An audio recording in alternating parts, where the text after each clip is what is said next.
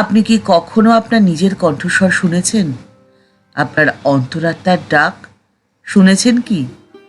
আত্মীয়, বন্ধু, পরিবার, পরিজন, আপনার কর্মজীবন সমস্ত কোলাহলের বাইরে গিয়ে মানুষের জীবনে না একটা সময় আসে যখন সে সম্পূর্ণ একা, নিজেই নিজের সঙ্গী। জীবনের ওই পর্যায়ে তার সুখে সুখী হওয়ার মানুষের সংখ্যাও যেমন কম, ঠিক একইভাবে তার দুঃখকে ভাগ করে নেওয়ার মানুষও কমে যায়। সে তখন সম্পূর্ণ একা, আর ওই একাকী অবস্থাতেই সে নিজের কণ্ঠস্বর শুনতে পায় অন্তরাত্মার ডাক। কারণ ওই একাকিত্ব অনেক কিছু তাকে শিখিয়ে দেয়।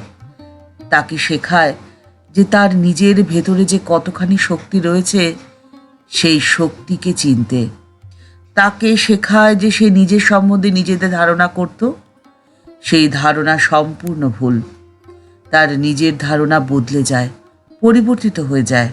তাকে শেখায় যে কিভাবে স্বপ্ন দেখতে হয়, আর সেই স্বপ্নকে সত্যি করে তোলার জন্যে কতখানি পরিশ্রম করতে হয়। তাকে শেখায় যে একাকিত্ব জীবনের শেষ নয়, একাকিত্ব থেকেই জীবনের শুরু। শূন্য থেকে পরিপূর্ণ হয়ে ওঠার এই কাঁটা ভরা পথে কিভাবে চলতে হয় সেটি শিখিয়ে দেয় একাকিত্ব। তাই একাকিত্বকে বরণ করে নিন, শুনুন নিজের কণ্ঠস্বর।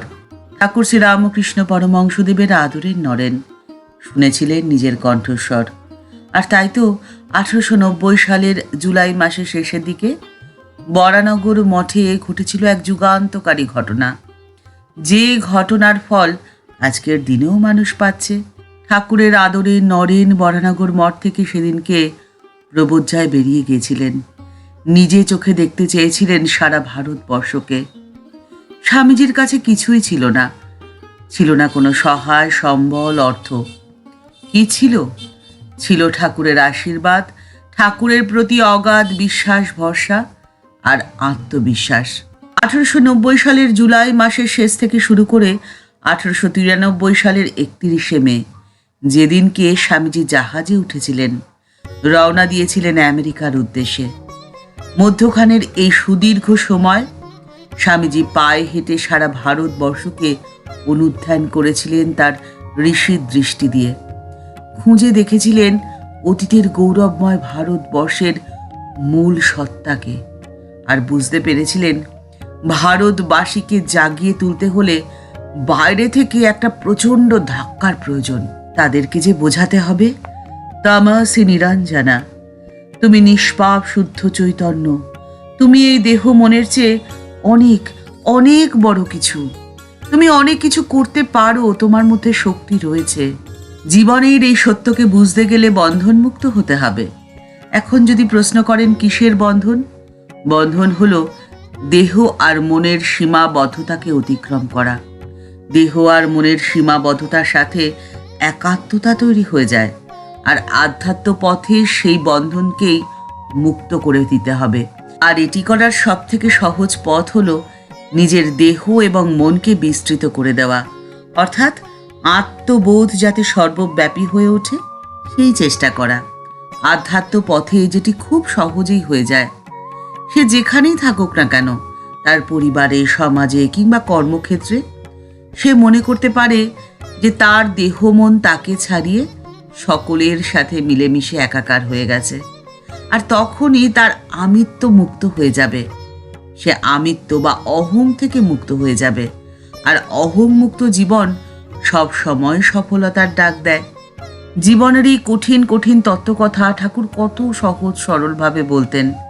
ঠাকুর বলতেন, ধ্যান করতে হবে গো, ধ্যান করতে হবে। কোথায় জানো? হৃদয়। কারণ হৃদয় হলো ডঙ্কা পেটা জায়গা। তাই হৃদয় ধ্যান হতে পারে, অথবা সহস্রারে। এগুলো হলো আইনের ধ্যান গো, শাস্ত্রে আছে। তবে তোমার যেখানে ইচ্ছে হয় সেখানে তুমি ধ্যান করতেই পারো, কারণ সব স্থানই তো ব্রহ্মময়। কোথায় তিনি নেই, তিনি নেই এমন কোনো জায়গা তো এই ভুবনে নেই গো। ঠাকুর বলছেন যে দেখো, গঙ্গার তীর যেমন পবিত্র, আবার যেখানে খারাপ মাটি রয়েছে সেই স্থানও তো তেমনই পবিত্র। যখন বলির কাছে তিন পায় নারায়ণ স্বর্গ মর্ত পাতাল ঢেকে ফেললেন। তখন কি কোনো স্থান বাকি ছিল গো? কোন স্থানকে তুমি বলবে যে তিনি নেই? তিনি তো স্বর্গেও রয়েছেন, মর্তেও রয়েছেন, আবার পাতাল ভূমিতেও রয়েছেন। ঠাকুর বলছেন যে এই বিশ্বভুবন যে তারই সৃষ্টি, তারই বিরাটাকায় রূপ, তাই সবখানেই তিনি রয়েছেন। তোমার মধ্যেও যেমন তিনি রয়েছেন, ঠিক একইভাবে তোমার চারপাশে যেখানে যা কিছু আছে সবই যে তাঁরই সৃষ্টি, তাঁরই রূপ। আর ঠিক সেই জন্যে সকলের সাথে যদি তোমরা নিজেকে মিলিয়ে মিশিয়ে একাকার করে নিতে পারো, তখন তোমাদের তো আর একাকী মনে আর ঠিক সেই জন্যেই সকলের সাথে নিজেকে মিলেমিশে যদি একাকার করে নিতে পারো, তখন তোমাদের একা বলে মনেই হবে না। তখন মনে হবে যে তুমি একা নও, তুমি রয়েছো সকলের সাথে, সকলের মাঝে। তোমার নিজের বলতে যারা, তারা রয়েছে তোমার আশেপাশেই, শুধু রূপ আলাদা, রং আলাদা, কিন্তু তারাও যে তোমার আপনার। একাকিত্ব তখন তোমার চলার পথের সঙ্গী হয়ে যাবে তোমার শিক্ষক, তোমার গুরুর গুরু।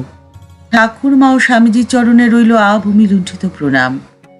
ঠাকুরের কাছে সকলের মঙ্গল কামনা করে আজকের পর্ব এখানেই সমাপ্ত। দেখা হচ্ছে পরের পর্বে।